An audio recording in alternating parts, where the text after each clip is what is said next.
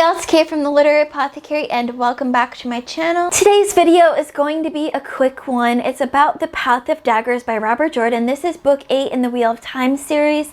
This book did not get along well with me. I gave it a 3-star rating. It just felt boring to me. Not a lot happened during it. We didn't even get a lot of character development. And so it was kind of, for me, just a way of getting to the next book in the series, which I hope is better. Really quickly, going through my CAWPILE scores. For characters, I gave it 5.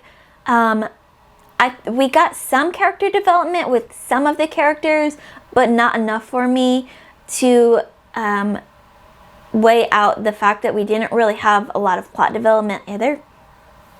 Atmosphere and setting, I gave a 7. This is one of the places where I feel like Robert Jordan consistently does well. He always gives us that setting that you could just imagine in your head. So this was one of the higher scores for me. For The Path of Daggers, I feel like Robert Jordan always does a great job with setting. Writing style, this one I gave a 4 because I just needed more action. I needed something to happen in this book, and it felt like hardly anything actually did.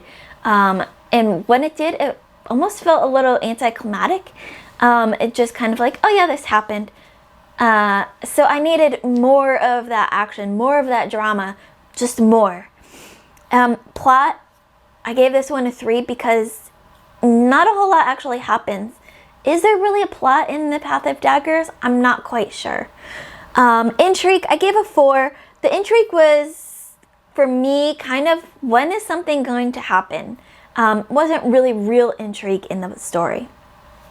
Logic and relationships, this one I gave a 7.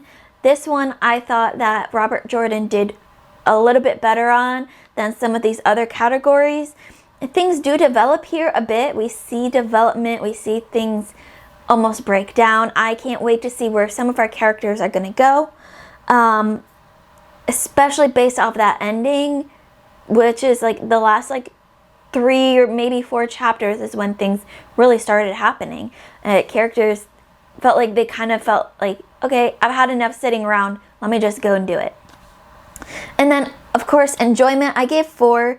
Like I said, this is kind of a means to an end for me. I kind of getting from book 7 to book 9, we need a book 8 in there. On a reread of this series, this is probably one that I'll either skim through, go to certain chapters or certain events, or maybe even just skip it altogether. That gave me a total of 34. Divided by 7 gives me 4.8, which gives me 3 stars. One thing that I do love about Robert Jordan's writing is he always gives us something at the end to latch onto for the next book. And in The Path of Daggers, that quote for me was, and this isn't really a spoiler quote because even though it comes at the end, it doesn't say really any names or anything. It just gets you from going, you just want to go straight into that next book. Across the nations, the story spread like spiderweb laid upon spiderweb, and men and women planned the future, believing they knew the truth. They planned, and the pattern absorbed their plans, weaving toward the future foretold.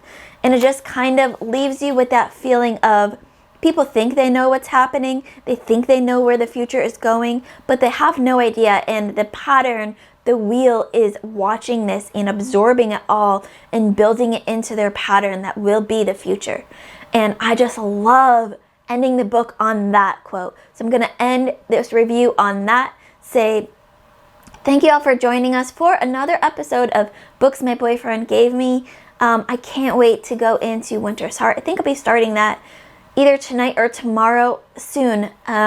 So I look forward to seeing where the story goes further as we get more and more in the weeds of the Wheel of Time. We're now past the halfway mark, I think, and I'm excited to see where all this leads.